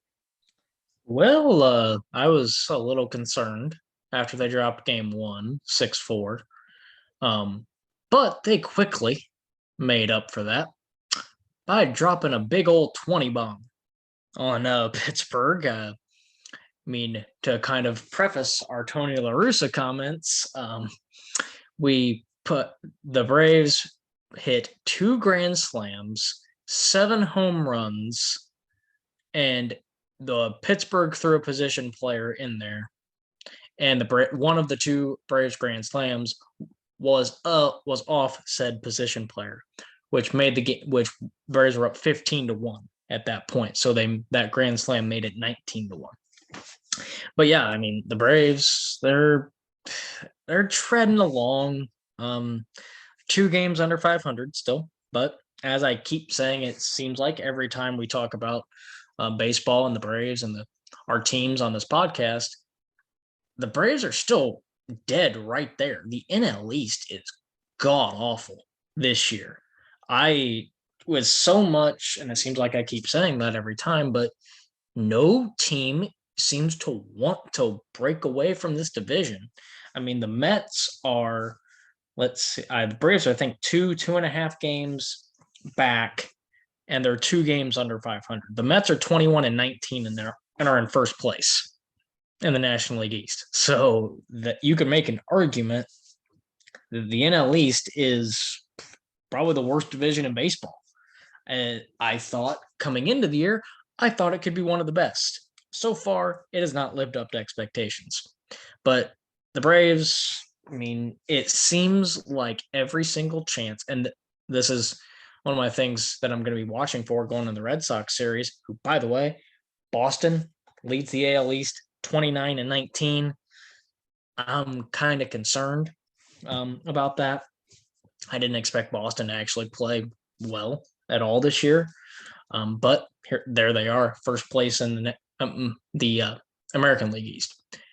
One of the things I've been watching for every single time the Braves crawl back and they're 2 games under 500, 1 game under 500, and they have that chance to get to 500, they don't. They fall back, 3-4 games under, and they're just stuck in this little weird funk that they just can't seem to get over the top of the hill. I think once they get to 500, that's when they can maybe start to make their run. But I'm hoping that trend finally breaks now, because scoring the pitching staff has come along quite nicely. Max Fried is pitching phenomenal coming off the IL. Ian Anderson has an ERA under 3. Drew Smiley, believe it or not, starting to pitch well. Charlie Morton is up and down, but for the most part, he's all right. Then the Braves, they're getting there. It kind of seems like they're slowly turning a corner. 3 straight games against Pittsburgh where they've only allowed 1 run. So the pitching, that's going to be what I'm looking for. Can this pitching success continue? Because if it can, the Braves offense is starting to find itself. Like you mentioned, Yash, Ronald is leading the league in home runs. He's the NL MVP right now. Freddie's starting to finally find it. So is Dansby Swanson. Austin Riley, my God, had another 2 home run game today. He's, if we're handing out most impressive, most improved, whatever awards for our teams, Austin Riley gets for the Braves by a mile. He's batting over 300. I think has like 10 home runs now. So he's starting to play well. Team overall, like I said, really starting to play well. But coming into Boston against a team, I'm hoping for probably a split in this 2-game series. Don't know if I can actually. Let's see. Charlie Morton will start game 1, and then Drew Smiley in game 2. So, not the 2 pitchers I'd probably want out there. Then you're going to be going up against Michael Pivetta in game 2 who's 5-0 with a 3.59. Dude hasn't lost. So, Red Sox offense is going to be pretty darn good too. So we're going to be tested for sure in this series, but Braves can come out with a split. I'd be happy, as they get back to, have a crucial series with the Mets coming up later to kind of end the week. So that's going to be another crucial series if the Braves can kind of get back over 500 and climb back into first place in the subpar National League East. But right now they're playing well, and it's good to see. Yeah, it's the Braves are playing really well, like you said. Their bats really strong. I know we'll touch on some trades that could happen. I know a certain name by the name of Craig Kimbrell's on there. I know you off the air you were rooting for the Braves to potentially sign him to get some more depth. We need bullpen help anywhere we can get it. So. The pitching in the bullpen. So we'll have to Name see. Your price, Will. Actually, don't because we don't want to. I'm not trading everybody just yet. 4 more weeks, but it still could happen. I'm foreshadowing some discussion here. Give me Acuna. I don't think Codey's willing to give up Acuna for that. Oh no. Yeah. No. If you give us the entire your AA, AAA, single A, and your entire MLB organization, just give us the franchise for Ronald Acuna Jr., then maybe we can talk. All right, I got you. Well, again, we'll have to see how everything plays out. Hopefully the Braves are able to secure another series victory against the Boston Red Sox. So again, they'll start that series on Tuesday. They have to sweep them to do it. Well. Yeah. Only 2 games. It's a quick 2-game series, which I will real quick. It is at Boston, so we'll get to use the DH. So I mean, it'll be interesting to kind of see how Snitker does with his lineup there. Uses that as well, definitely. But let's touch on somebody who doesn't really know how to use his lineup well, or signs with us, or doesn't really know how to connect with his players that well, and that, my friends, is Tony La Russa, the manager of the Chicago White Sox. To kind of give you some background on this player by the name of Yerman Mercedes, he swung on playing the Minnesota Twins, and they were up 15-4 in that game, and then he swung on a 3-0 pitch and homered on that 3-0 pitch, and La Russa didn't really agree with that. The next night, Twins pitcher Tyler Duffy, he threw at Mercedes' feet and then threw a ball behind him, and La Russa came out and said, "Oh, I agree with the way that the Twins handled it." And then when the Yerman Mercedes teammate Lance Lynn, he basically supported Mercedes and kind of backed away from Tony La Russa.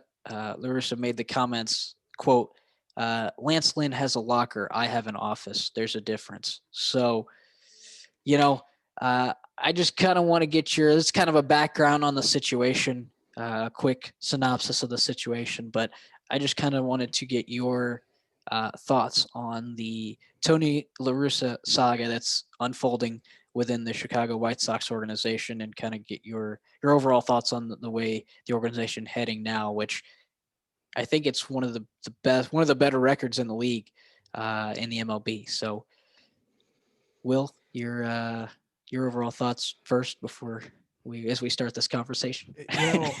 I thought it was just gonna be a running joke of just how many times is Will going to be mad on the podcasts? Well, it's really turned into its own segment apparently, or because it's like every week there's something that irks me. And this week we have two things. We have Le Flop pissing me off, and now we have Tony La Russa pissing me off. The one team that's good in Chicago right now, the Bulls, they're getting there, but they still missed out on the playoffs. They took a couple of steps forward with trading for Vucevic and whatnot, but they still missed the playoffs. The Bears, exciting draft. I don't know what the hell they're going to do this year. The Cubs, literally within the next 4 weeks, we're going to know their future. They're either going to trade guys away or they're going to try to make something work and keep some of them and maybe retool. The future of the Cubs is up in the air. The Chicago Fire, if anyone cares about soccer, they're not too good. Okay. The Blackhawks, they just finished the first year of their rebuild, missed the playoffs. This White Sox team is the best team and the closest thing we got to the next potential championship in Chicago. One of the best teams record wise, like you said, Yash, one of the best run differentials in the league. They've gone through so much already this year. Jose Abreu's missed games for being hurt. Eloy Jimenez might miss the whole season after getting hurt in training camp. Luis Robert got hurt a few weeks ago, might miss the whole season. This team has gone through a lot of stuff this year with injuries, and they've succeeded and got past it all, and they finally got to beat up on the Twins, who used to beat up on them. It was the White Sox who were the punching bag for a very long time when the Twins were dominating the AL Central. It's a different era. It's a different time. The Sox are on top. And what are we doing? We're complaining about the team for playing well, for doing something that is not against the rules. There is no rule. This unwritten rule stuff is a bunch of bull crap. It's ridiculous. It's ridiculous that we're going to sit here and criticize a guy named Yermin Mercedes, who, mind you, first time getting called up into the big show here, spent 10 years in the minor league system, bouncing around to different teams, and actually kind of made it this year as a fluke. If it wasn't for Eloy Jimenez getting hurt late in training camp, he probably wasn't making the 40-man roster. Well, guess what? He has been one of the best players on this team. He has been a great surprise and has really filled in an important role of power and consistent hitting, which we're missing from, again, a handful of some of our top guys in the order. And we're beating up the Twins because they sucked against the Cubs this last series. And Tony La Russa, who had a great opportunity, everybody's been against him getting hired since day one for the DUIs and some controversy with unwritten rules and his opinions about players getting involved in politics and voicing their opinion on things like that. There was already a bunch of warning signs. Tony La Russa was handed an opportunity to show that no, he's here for his team. He's going to support his players, and we could trust him even in a situation like this to do what's right. Nope. For whatever reason, you're supposed to apologize to a team that sucks and apologize for kicking their butt. I'm trying not to cuss too much here. Try to keep it a little professional. But really, you put a position player on the mound. What do you expect to happen when the guy probably can't throw more than 50 or 60 miles an hour on a pitch if he's lucky, if he's got a nice little heater going on his fastball? What do you expect the first baseman to do? Pitch like Trevor Bauer or Pitch was, Max I believe, Scherzer? 48 miles per hour, the one that he Yeah. hit the home run. So What is he supposed to do? And here's the thing: some people say like, "Oh, we'll get the game over with." You know, it's not not good for the game to do that, to keep pounding runs in and just get the game over with. Hi, okay. And if he doesn't swing and it's ball four, okay, well, he goes to first base on a walk, and then we're bringing up the next guy. Either way, that extends the game. So man up, put a relief pitcher out there, and just let him go the rest of the game. You don't have to ruin your entire bullpen. I understand why a position player goes in there, but I can't believe people want to talk about these unwritten rules. And then they make it seem like it's okay that the next day Mercedes gets hit by a pitch. And that is the dumbest, most outrageous thing ever because yeah, he got hit like behind the leg, like the hamstring area. But okay, how many times do pitchers who mean to throw a fastball down the middle accidentally lose control on the pitch and they end up hitting a guy in the wrist or they end up hitting a guy in the face? If you're specifically targeting the player himself, and you still mess up the pitch, like, oh, I'm trying to throw at his leg or hit him in the butt or something, throw behind him. If he accidentally slips, and we all know human error can happen at any time, any place, if he slips on that pitch and he accidentally hits Mercedes in the face or hits him in the wrist and breaks his hand or his wrist, now the guy's out for the season because we're going to start playing the petty game on, oh, well, he hit a home run on us. That's ridiculous. And I'm surprised Tony La Russa didn't file an appeal for the suspensions that were given out to the pitcher and the coach or whoever else got suspended for that. I'm surprised Tony La Russa didn't file an appeal to the league to go defend them, because he literally Looser even went over to the Twins and apologized later after the game. Really? Way to stand up for your own players who, again, Mercedes could have got hurt by getting thrown at in the next game. I can't believe that. And La Russa to make some of these comments like, "Oh, well, I have an office." Yeah, you're a what did you say when you were trying to talk to the cop and get out of your DUI? You're a Hall of Fame baseball person. Yeah, that's why you have an off. Yeah, that's why you have an office. So, you're a Hall of Fame baseball person. You managed back in the day, and look, the guy was a hell of a manager. Okay, like let's not. I'm not going to sit here and say Tony La Russa's got like this horrible MLB like resume. I mean, we know he's a great manager. He's one of the best to ever manage, probably. He's had some historic runs with St. Louis and before that, but all I'm going to say is, guys, it's disappointing that we're sitting here criticizing one of the best teams in baseball for doing what they're supposed to do, and that's win games, score runs. They have one of the best run differentials for a reason. Yerman Mercedes, who is playing, has every at bat he has to perform well to prove that he deserves his spot on this team, especially when Eloy Jimenez comes back, when Luis Robert comes back, or if anybody, whoever else comes back from injury, when that roster gets filled up, he needs to prove that he could have a spot or that he could go earn a payday, whether it's with the White Sox or with a different team after this year. It's utterly disgusting that we're going to support hitting a player with a pitch because he hit a home run during an at bat, which is what he's supposed to do. He's supposed to score a run or get on base in any way possible, even in a game when you have your foot on the neck of your opponent. It's a different time in baseball. Okay, the White Sox, the team that always gets forgotten about, and not only Chicago, but the league in general is back, and they're good, and people are going to see a lot more of it. And I'm glad this drama hasn't escalated to where the players are fighting with La Russa. Everybody's kind of been mature and professional about this, even though they probably don't agree with it. And I think it's good. They keep cruising. They keep winning. They just got swept in a disappointing series against the Yankees, but you know what? Sometimes you cool off.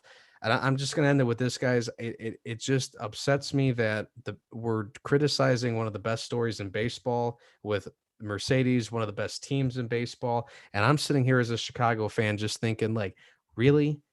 The team that has the best shot at bringing another title to Chicago and probably the best shot in a couple of years at least.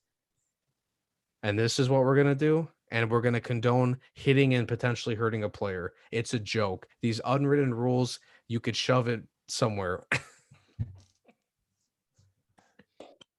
Cody, your thoughts following that up? I don't know how I can follow that up. I mean, but I'm in 100% agreement. I mean, Tony La Russa is a joke. He's a joke of a manager right now. He's making a clown out of himself. He might as well just wear a clown mask while he manages, because that's kind of what he's being seen as right now. And I did not know this until I read the article, and Will, you just brought it up too, that Yerman Mercedes has been bouncing around in the minors for almost a decade. He has busted, and I'm going to use the term, but he's busted his ass to get this opportunity. And you want him to all of a sudden say, could just kind of toy it off and just say, hey, take it easy? No. This may be the only chance Yerman Mercedes gets to play professional baseball at the highest level. He may not, I hope he, goes on and has a continued success whether that be with another team or with the White Sox, like Will mentioned. But he may never get this opportunity again. So take advantage of it, especially if a position player throws you a 47-mile-an-hour meatball right down the heart of the plate. If I'm managing that team, I'm telling them swing away. I don't care about these unwritten rules stuff. It's this new phrase. It's called "let the kids play," and that's what we need to start doing. And Tatis started the movement a little bit last year. Ronald Acuna and Ozzy Albies have kind of joined in a little bit too, to bring it back to the Braves just for a second. During the 20-1 beat down over the Pirates, Ronald Acuna. I'm not gonna bring down Brian Snitker at all, but it was just a kind of fun little moment. Ronald Acuna grabbed a left-handed bat and was going to try and bat left-handed, just to kind of just mess with it. And Codey, after your answer to this, there is one I do have a follow-up question for you because it's related to Cubs and Braves and related to this situation. But so just keep a mental note of that. Sure, but yeah, I mean, Ronald tried to bat left-handed and Snit wasn't going to have any of it. But yeah, back to these unwritten. Tony La Russa he hasn't managed for a decade. He has no idea what today's game is like, and it shows. I mean, it shows glaringly. Talking about like you touched on, he hasn't managed for a decade and not really keeping up to date on today's game. He actually admitted to the media that he didn't know when they played the Cincinnati Reds earlier this month. He didn't know about the extra innings, the base runner rule. This man doesn't even know the actual rules that are in the damn book. Yeah. So it's just, one, know the freaking game. Two, actually, the part that ticks me off the most. You can have your thoughts on the unwritten rule, but when your player gets thrown at, granted, I know it was only his leg. Maybe if it was at his head, La Russa would have been a bit more defensive. But still, if your player gets thrown at and you don't have a problem with that, if I'm Mercedes, I'd go talk to the owner or the GM. I'd have a sit-down talk with him because I don't want to play for a guy like that. But this is dividing the locker room. And for Will, you brought it up. We shouldn't be talking about this for the White Sox. We should be talking about what you started with, what they've overcome, how well they're playing. They have World Series aspirations. They're one of the best teams in the American League and probably in all of baseball. And we're sitting here talking about this crap because Tony La Russa can't freaking learn to manage a team. It's embarrassing on Tony La Russa's part, and I don't see how he really keeps the clubhouse together. I mean, I don't mean to kind of combine the two things, but the losing streak to the Yankees, the Yankees are a good team, don't get me wrong, but do the players, are they playing hard for La Russa now? That's a question I want to answer. Because they see that. Yeah, the players want to win, but do they really want to win for Tony La Russa? I highly doubt they do.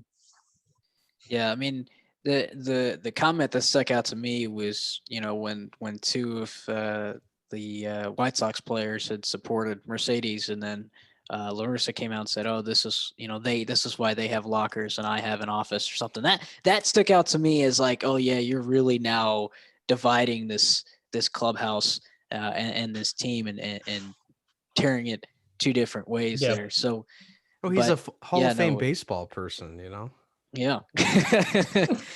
So real quick, but yeah, as we end on this is what I wanted to, because this has been brought up from people before, and even Cubs fans, and I think it's actually great that this was brought up, and this has something to do with your Braves too, Codey. Okay, remember that one game when the Braves were taking it to the Cubs and Anthony Rizzo was put on the mound to pitch? Yes. Yeah. And it was back when Rizzo was having fun with Freddie Freeman. Yeah. Now, if Freddie Freeman hit a home run off of a 48-mile-an-hour pitch from Anthony Rizzo. Are we still having this discussion, do you think? Or is this because it has something to do with the White Sox and Tony La Russa? And this is probably more geared See, towards, are we criticizing the Braves or are we criticizing the Cubs for having a position pitcher well, out there? I Is it same? think my thing is if you have a position player, then I would tee off on the dude.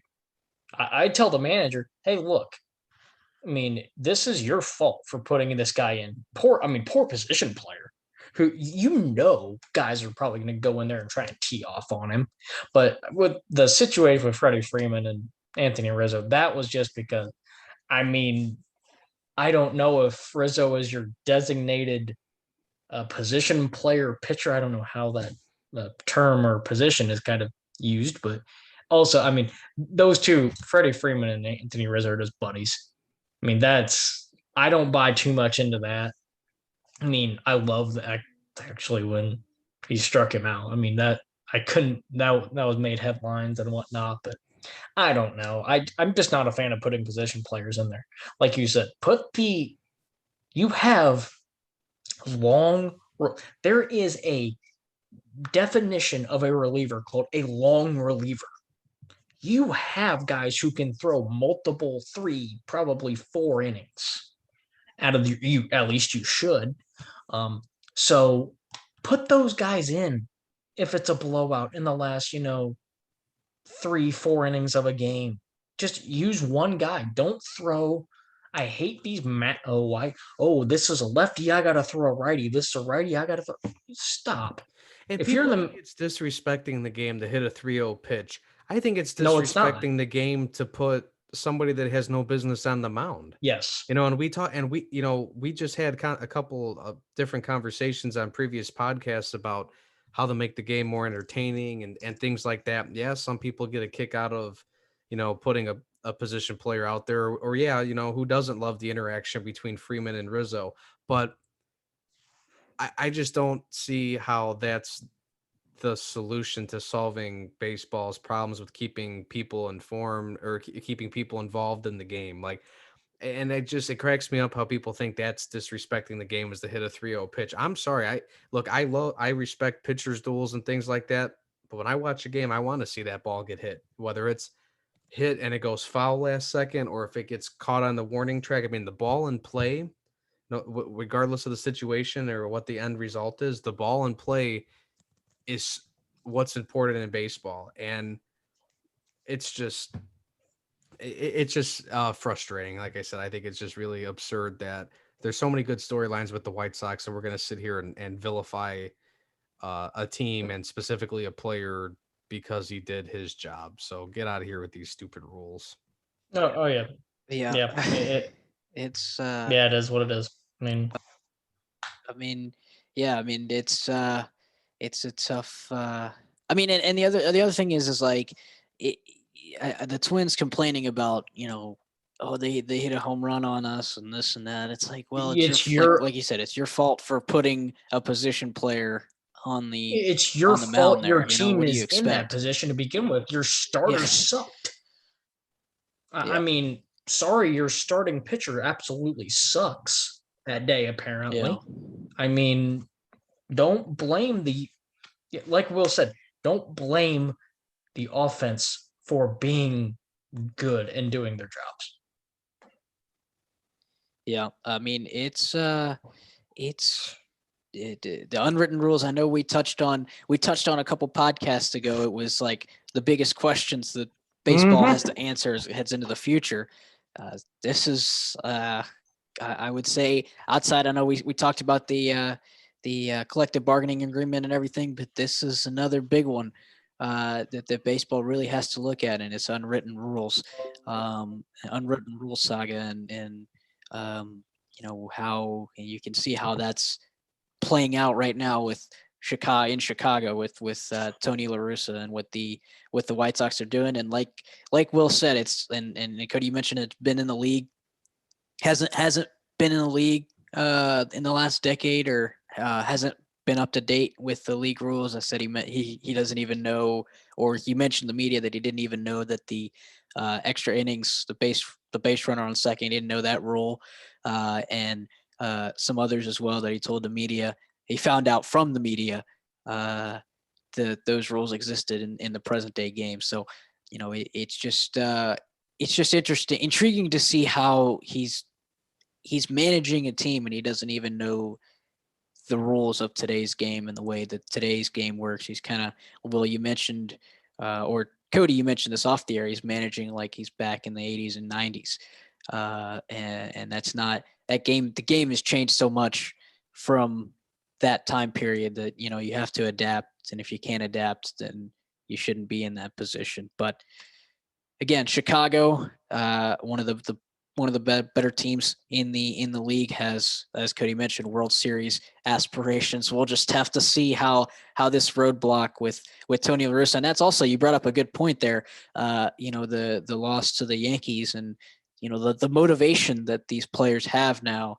Are they really inspired? Obviously, you want to get wins wherever you're at, but are they really inspired to win? That's a really good question. That we'll have to see how it plays out throughout the rest of this season and into October, and when it comes to playoff time. So, but before we end the night, I do, Cody, I want to turn to you and touch on some football news, some news that I saw today, that Julio Jones is looking to team up with his former division rival in Cam Newton with the New England Patriots. So wanted to get your guys' thoughts on Julio potentially joining that wide receiver room in New England and how that impacts the Patriots. Well, I mean, yes, and more yes. I mean, what do I have to, the big thing is, obviously, that I would love it.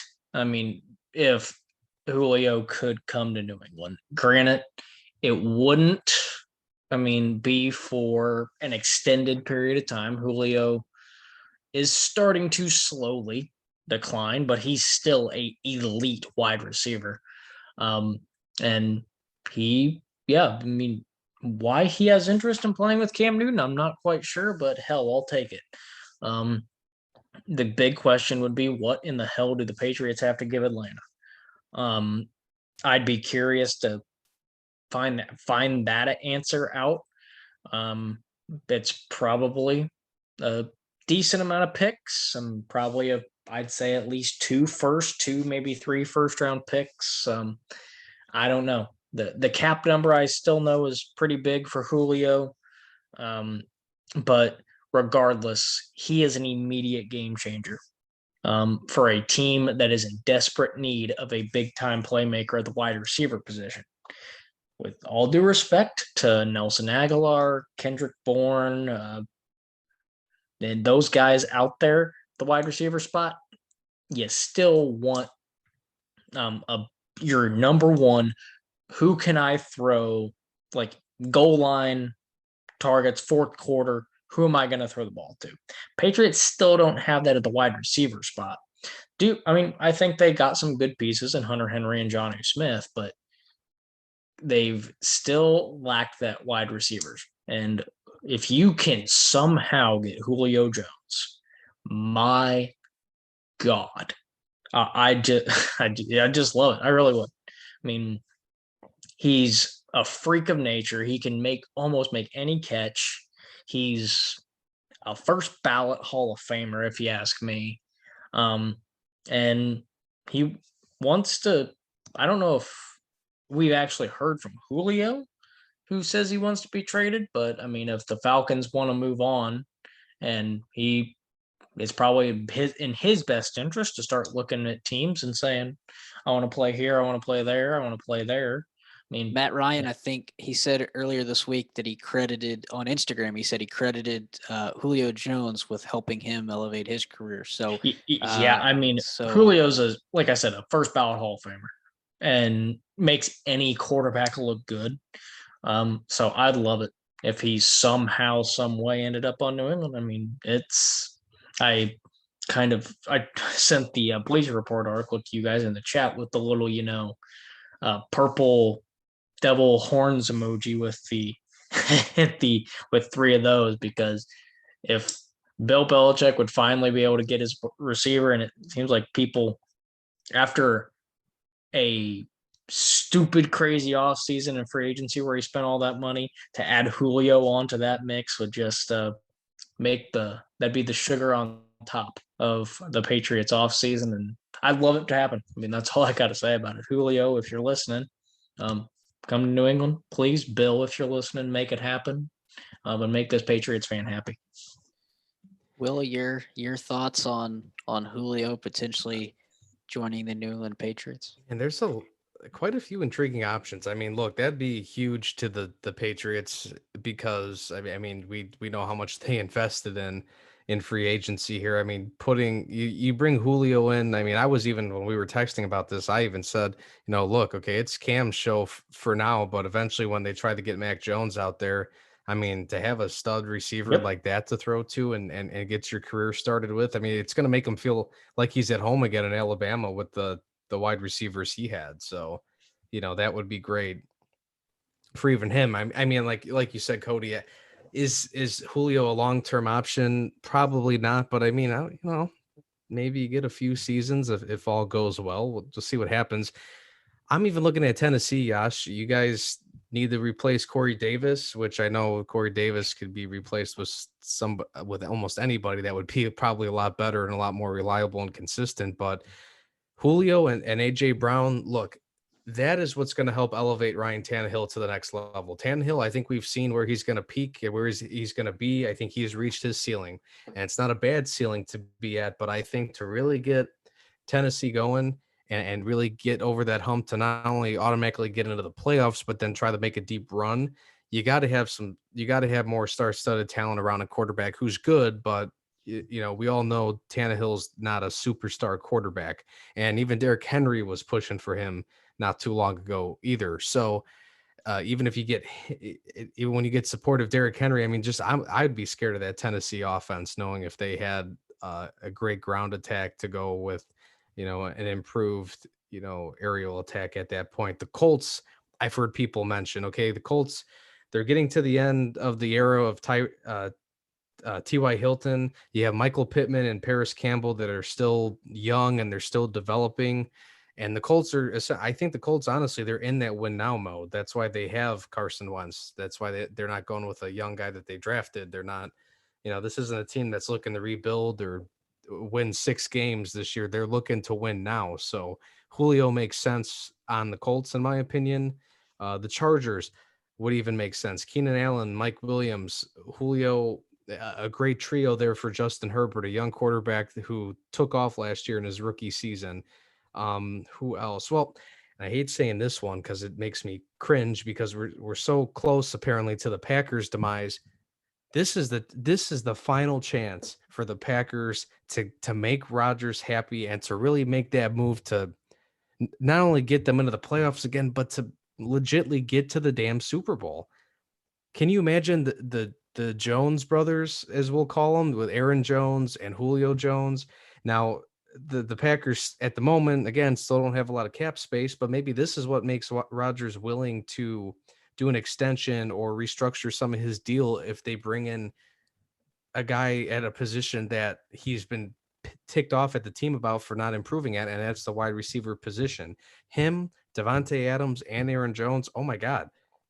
That's a NFC North fan's worst nightmare, unless you're a Packer fan, obviously. So I know the cap isn't there, but if I'm the Packers, I'm trying to keep Aaron Rodgers happy and keep him playing for at least a couple more years until they finally find a legit future quarterback to step into the shoes of Rodgers when that time comes. The Packers still have a great opportunity to dominate and own the NFC North. Julio just makes too much sense, in my opinion. Now, lastly, Baltimore Ravens. I know they spent the first round pick on Rashad Bateman, and they got Marquise Brown, who still hasn't totally proved himself as a number one option. Then they got Mark Andrews, the tight end. Maybe that's what Lamar Jackson needs too, to help take him to elevate to the next level as an elite passer, and that's getting him, an elite receiver. So a ton of great options for Julio, and I'm kind of hoping he goes to a team that he can contend with. And I'm going to call Bill Belichick too and say, hey, you need to go pick him up before the Packers do, because I want this to be the beginning of the end of the Packers. Oh yeah. Oh yeah. No. And that started with they signed Blake Bortles. They signed another, I think, another quarterback to another 1-year deal.